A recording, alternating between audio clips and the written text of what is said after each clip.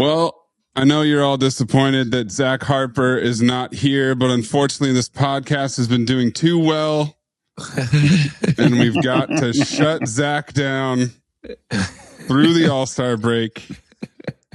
It's tough. We've been pulling him. Mo, we had that episode where we had to cut it short because he was leaving early, but that wasn't good enough. Had to straight up remove him from the podcast. Has nothing to do with trying to get future talent. Oh my God. Nothing to do with that at all.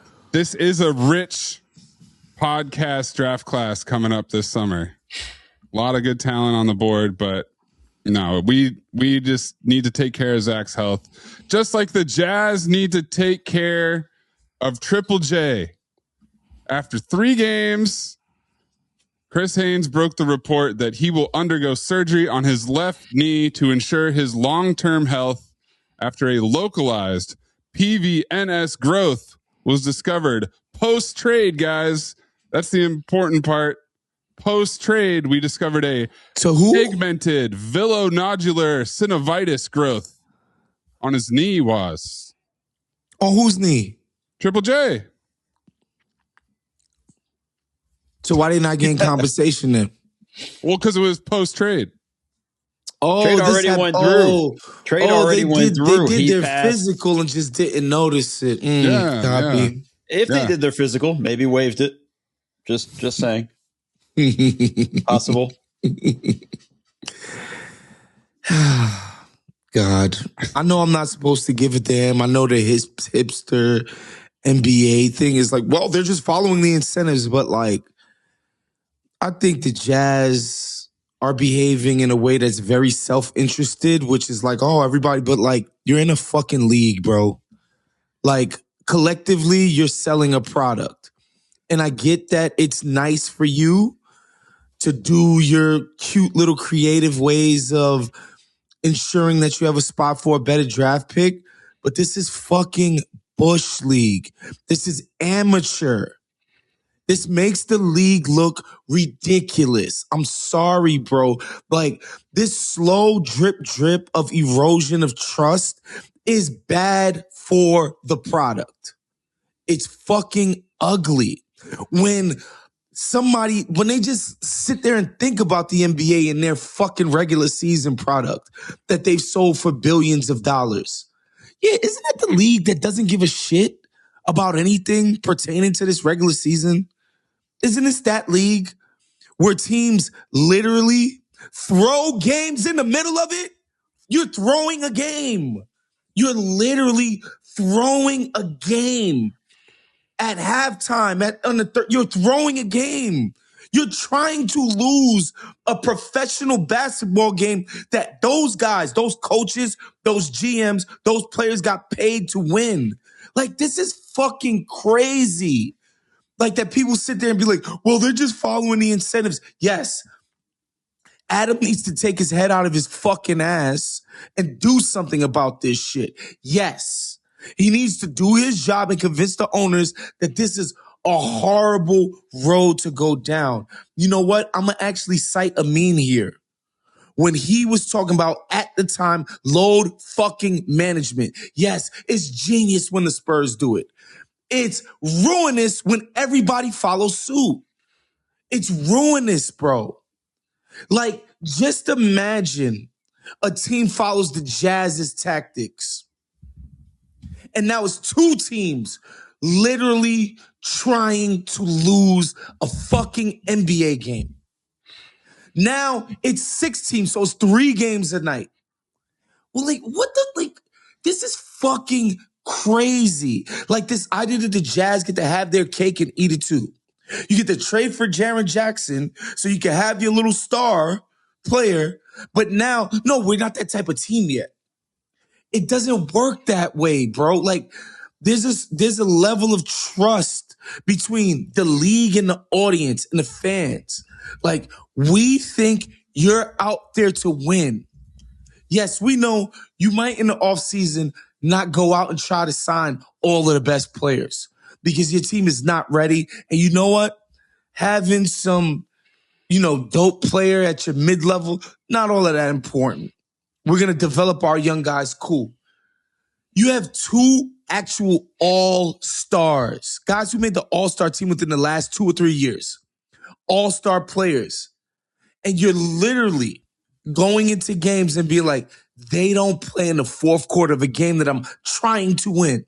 And Nurkic. It's fucking nuts, bro. I'm sorry, Mo. I love, do you remember last June, Austin Ainge coming out saying you won't see Utah Jazz tanking in 2025, 26? Just saying it's a lot has changed with that. It's not just the Jazz, it's everybody. Sure. It's Washington. It's, the only team that's ethically tanking in my eyes is actually Indiana because they're still playing Pascal and actually trying to win. The ironic thing is they're still winning games, these teams that are trying to tank. So they have to go to even more extreme margins. And now we have there's so many of them. It's too much. It's too much. There's no argument. This is one. Yes, the hipsters that Waz hates so much are right. It's within the rules. The Jazz are responsible for taking care of the Jazz. Mm-hmm. I will say this. We have to change the rules.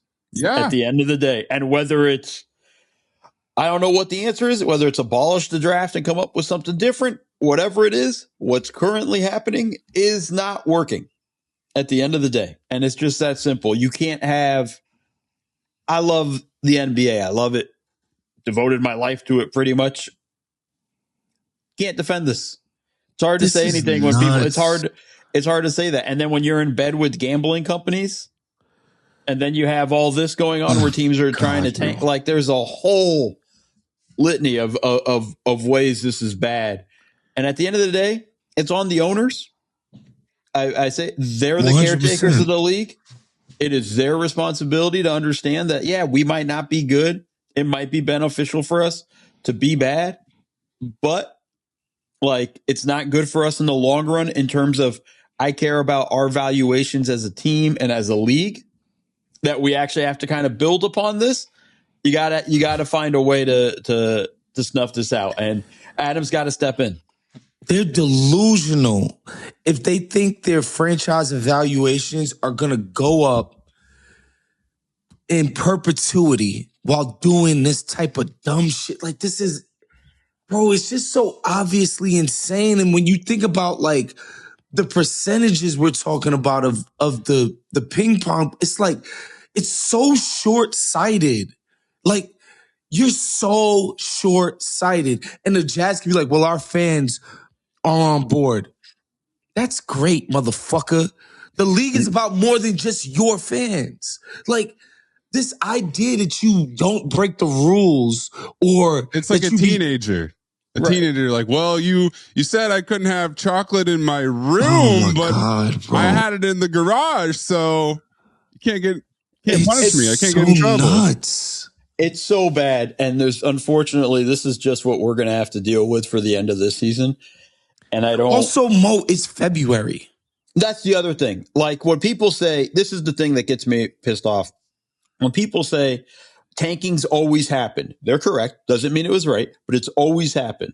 It has never been. I've never seen this shit in my life. This egregious right after the trade deadline. Like Washington. Right after it. Washington.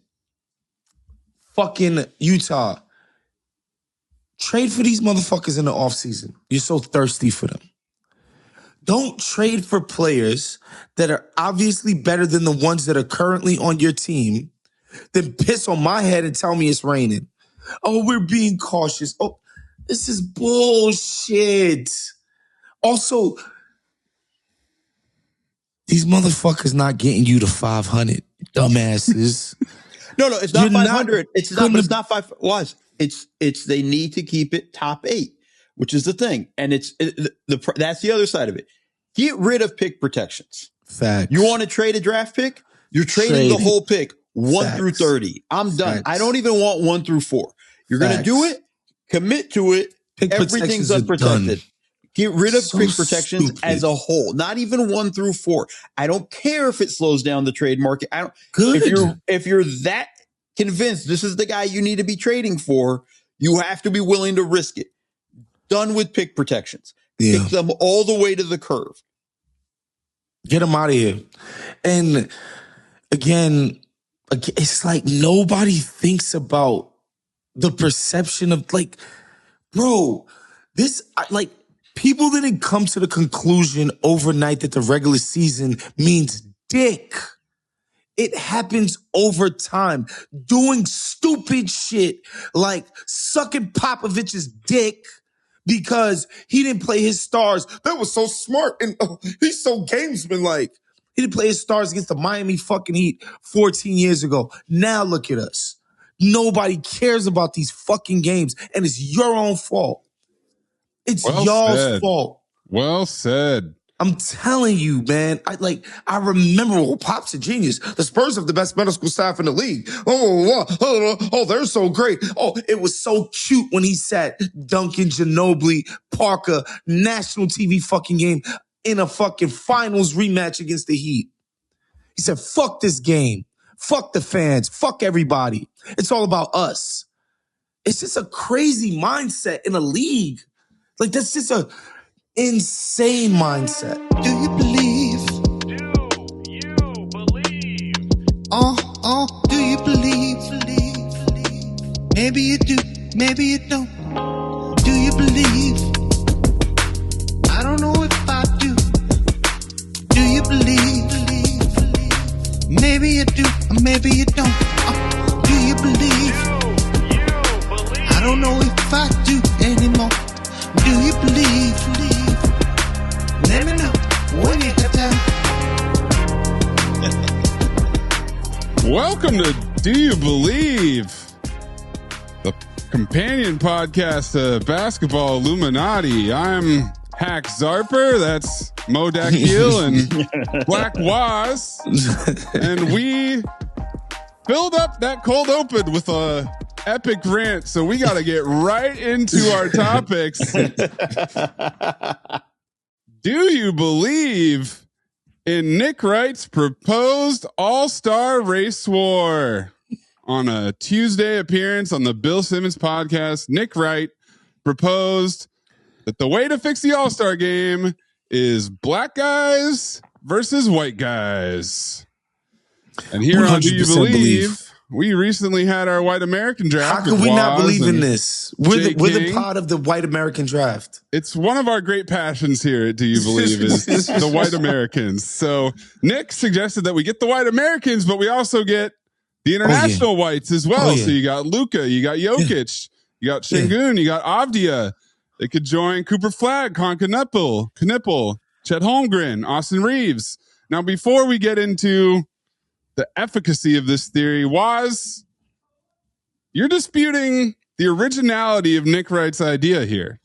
He ain't come up with this. He didn't. But he did it on Bill's show. So if you got the biggest mic, you get to take, to the winner takes all the spoils. So that's cool. But this is not the first time it's been proposed. And I don't remember where I talked about this, but I was like, in boxing, we don't even bother with the pretense of world versus America. It's like, no, Floyd Mayweather fights a Mexican guy on Cinco de Mayo and mocks him by wearing a fucking sombrero and coming out to goddamn mariachi. There's no pretense. Like, we're just doing race war to sell the fucking fight. We just do it. We just do it with black and white, Latin and white, Latin and black. I have no problem with this at all whatsoever. And also, I just think like this is something that the players themselves think about. 150%. And so and also I would love for the fucking black players when they get into the stadium and they realize their own fans are rooting for the white boys against us. I would love that. I want absolutely no part of this. Oh, Mo, you don't want to do podcast during the week? No, leading up to the race war. No, part of this race war ideology was Nick Wright, whoever came up with it. We know it's a thing in boxing. We know it's a big thing in UFC. Conor McGregor made it a big deal. We know the whole run to show of it. Don't even like it when it's in boxing or UFC. So I'm kind of just I am interested to see the reaction of the fans, as Waz was saying, and the players' reaction to said fans. That would be interesting. Yeah, I'm going to be all the fucking way out on this one. To me, Maze, what it does is it brings a Logan Paul energy to a game that means dick. You're Logan Paulinizing it because nobody gives a shit about this game anymore. The Paulinizers? Is that what you're calling them? Was, but what do we do with like mixed yeah, that players? was the thing in the comments was like, how are we dividing up, the what do we do in America with these people? It depends. If they pass. Hello. Yeah. Hello. Again. Hello. All the way out. I don't Clay Thompson debating. Okay. Okay. Somebody like what's his name? Cade Cunningham. He's black. Sound real convinced. Yeah, there was some doubts there. There was a little bit of I don't know. Man, I'm just saying we'd juice the ratings that way. I promise you that. There's no doubt about it. And again, I think the best point Nick made was they'll care. Oh, you want to see them care? They'll care in that situation. Both sides. Yes. They will care deeply. Yeah. It's like a weird version of the American History X part of the movie. They would care deeply. And like I said, like these are things that these guys think about, talk about all the fucking time. When you hear white guys being like, yeah, it's disrespectful when a white guy's guarding me. It means nobody gives a shit about me. Yep. What if you have no choice but to be guarded by a white guy? What if that's the only option? And it's a lot of disrespect going back and forth. So good. And then also you got KD calling out Luka and Jokic for their behavior at the All-Star game. He's like, why are you coming after the old guys when you see what they're doing? They're just goofing around. I wonder if you can get them motivated. That's really the big question for me in this hypothetical scenario is like, would Luka and Jokic give a shit? Probably not.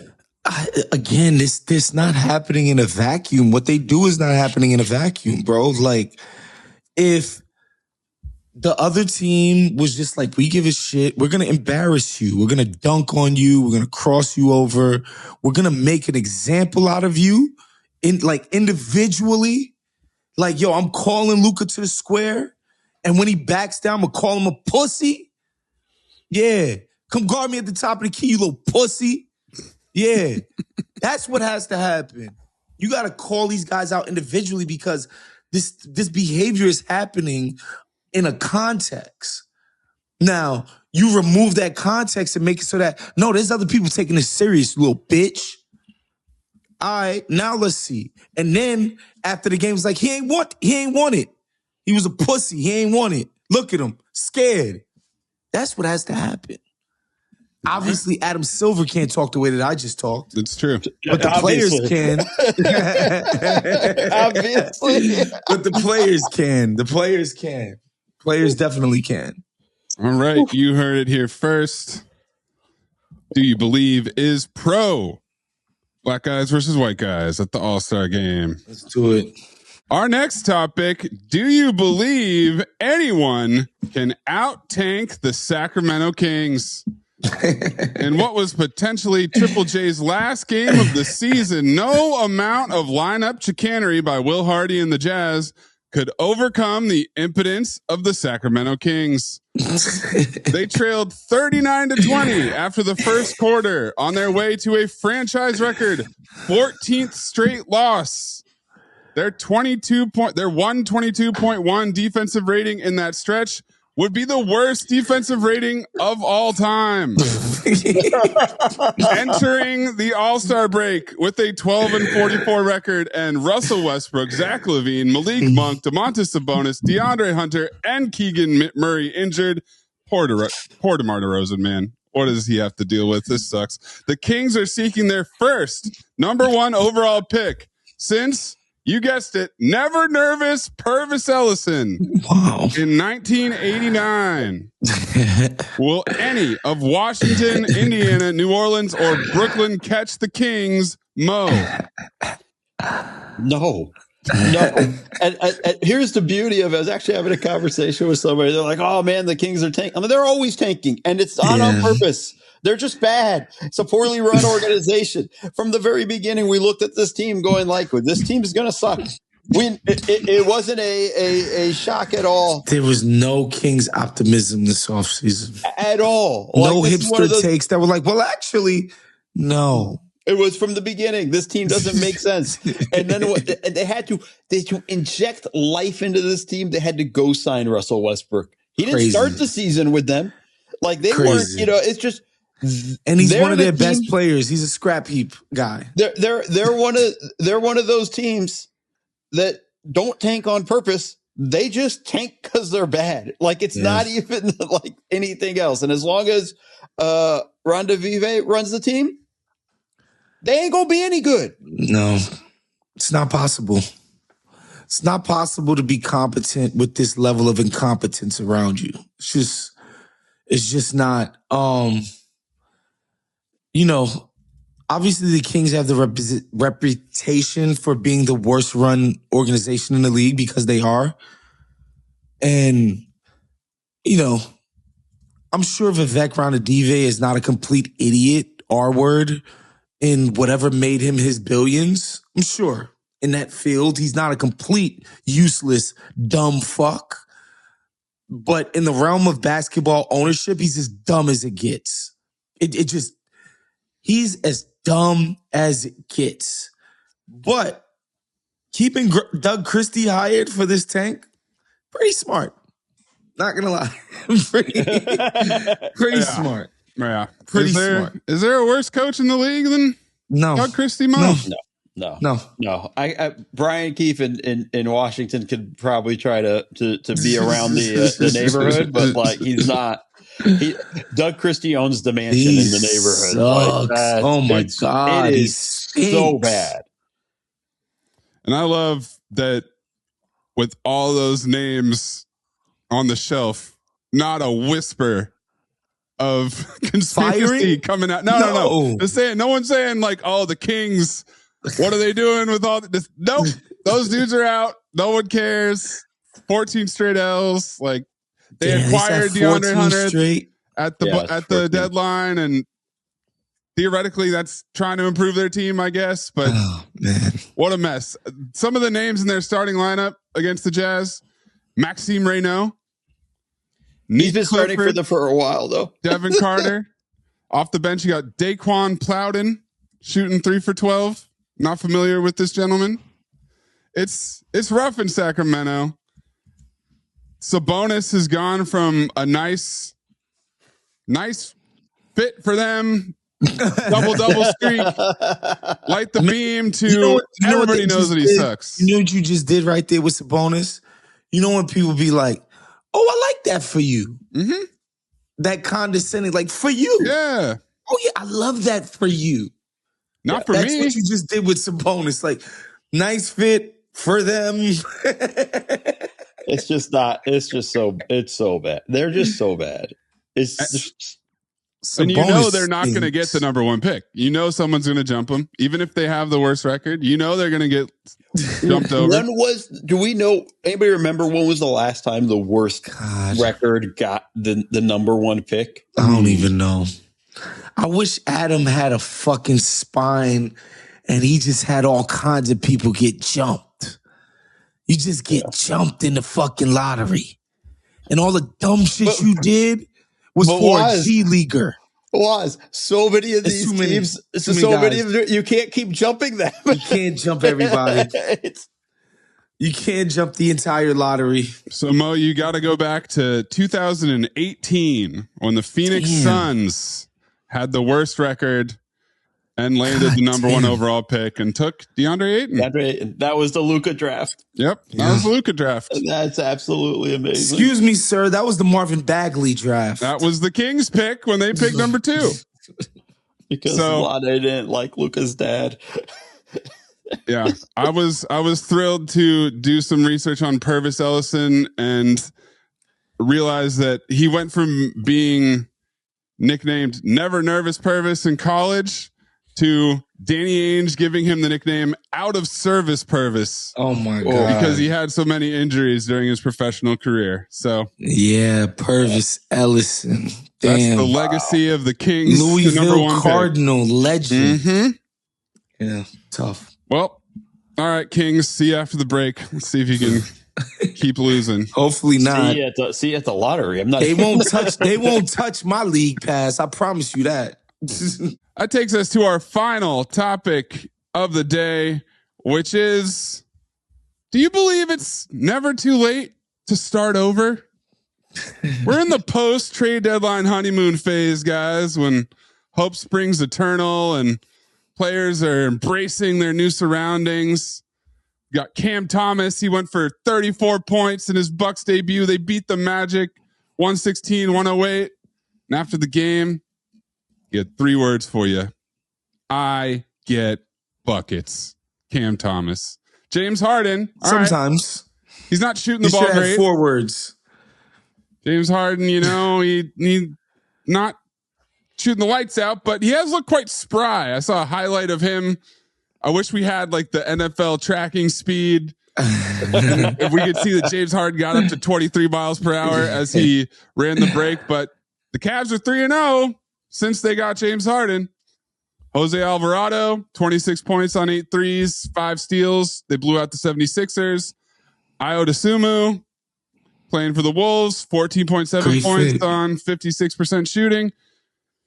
Triple J, they shut him down, but before they shut him down, 22 points in 24 minutes over 3 games. That's pretty good. And then even Jared McCain, who Daryl Morey callously said he sold high on. What a crazy comment. Has meshed well with the defending champion Thunder. He's impressed Mark Daigneault on how he's fit into the rotation. So, Mo, which of these acquisitions do you like the most so far? And can they keep the good vibes rolling? I mean, the obvious answer is the Harden one, but that also means, see what it looks like in the playoffs is my bigger issue. And this is the Harden honeymoon. This is what happens every time James Harden joins the team right away, right? He's killing. This is it. He plays well. He looks, he no longer wears the fat suit. Like there's all of that stuff. Like this is the Harden honeymoon. But deep down, I really like the Ayo trade to Minnesota. I love it for them. Like Waz would say, I think it was a great fit. It was the perfect move for them. It was what they needed. And they got Mike Conley back in the process. Oh, did that happen? Oh, yeah. He I don't know cleared waivers and he's coming back to Minnesota. Got traded twice, so he's allowed to be able to make that move. That's so funny. So I kind of like just they brought him back.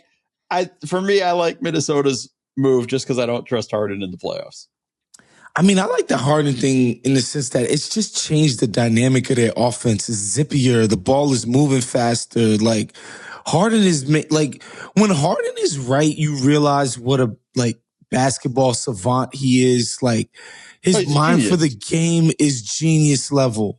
Like the decisions are so quick. Like the second you get a steps on somebody and another guy puts his foot in the paint, it's going right out to Sam Merrill. It's been cool to watch, and I know it's honeymoon, and in the playoffs, the smart teams are just going to switch and dare him to beat them one-on-one. He's too fat and old and slow to actually do that anymore.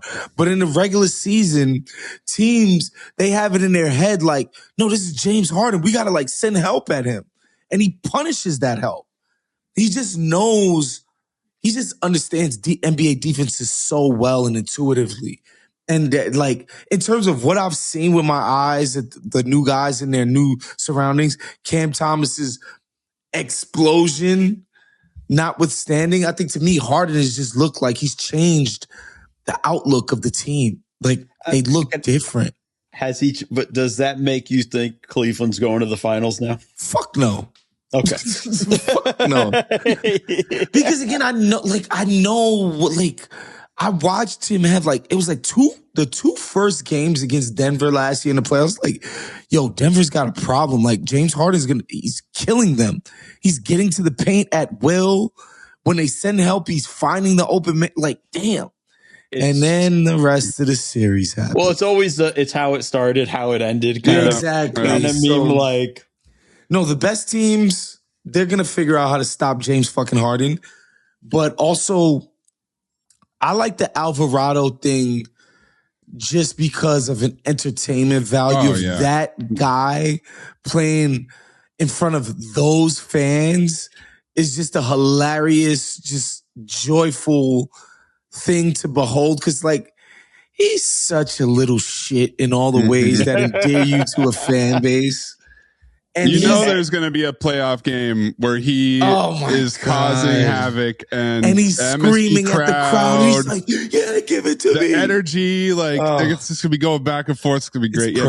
That's the best honeymoon, I think, is Alvarado. It's perfect. Coming home. He's splashing corner threes, taking them with no hesitation. I'm like, damn, he ain't going to be doing all that in the playoffs, but it's a great addition. It really is. The Harden thing that I always love is his last playoff series with Philly against the Celtics. He had 2 games he won by himself. Dropped 40 plus, and then he completely disappeared. I don't know, man. If you get a guy that can win 2 playoff games for you, that's but Maze, we've seen this. Oh, I know. The whole time. I know. I'm just saying. Maze is just saying he's a guy that can win 2 playoff games. But that's also the logic the Cavs make, because then Mitchell can win us the other 2. Well, Mitchell better show up 6 and 7. Doesn't quite work out that way. No, the team known for flaming out in the playoffs when it got the number one dude who flames out in the playoffs. Well, you turn left enough times, you end up going right. So maybe that's the move here is you stack those things on top of each other, you beat the odds. But they're a game and a half out of second. Like I could see them moving up in the standings here a little bit, getting themselves home court. Maybe the first round of the playoffs. Harden doing this in Cleveland with this iteration of the Cavs this year in the playoffs. Let's go, baby. Oh my God. Let's go. But my favorite, come on, Mr. I Get Buckets. Mr. I Get Buckets. Cam Thomas finally freed of the shackles of the restrictions of Brooklyn, holding him back all these years, not giving him the contract he wanted this summer, And then you got Giannis, Mr. Spokesman himself from GoPuff or whatever it is, and Kalshi giving him really weird looks after shots where he's returning to the huddle. Really weird energy coming off of Giannis. Kind of lusty energy, like this is what I've been missing. That's what I want. I want that honeymoon to go as long as possible. They're not making the playoffs. Maybe they'll make the play-in. Maybe Cam Thomas will drag them to the play-in. Look at that. That could be fun. Cam Thomas. It's the East. It's not hard to make the play-in. Don't tell Cam Thomas that while he's out there getting buckets. Listen, man. We've been doing this Cam Thomas thing for 4 years now? Yes. He's going to have games where he scores a bunch of really hard shots. He's really good at really hard shots. The problem for Cam Thomas and the teams that he plays for, that's all he's really good at. And the nature of really hard shots, Mo, is that you can't count on them to go in. So yes, he can have a game once every 2 weeks where he looks like literally Michael Jordan. Mm-hmm. The in-between time, he's Cam fucking Thomas. The guy who couldn't get an extension, got waived in the middle of the season, does absolutely dick all else for your team. Like, when he's not making these impossible shots, Maze, I'm not exaggerating. He doesn't do anything. In fact, he's hurting you. He had 2 assists last night. Oh, that might be a career high for him. He's so fucking bad, bro. But I got people blowing up my phone because he's a bucket. Yeah, he's man. a bucket. Okay. It's a highlight league, Waz, and you got to give them some highlights to circulate the group chats. But I've been Hack Zarper. Maybe Zach Harper will be back after the All-Star break. We'll have to check in with his training staff, see how his knees are doing. But for Mo Dakhil, for Big Waz, thank you for listening to Do You Believe? And keep that third eye open.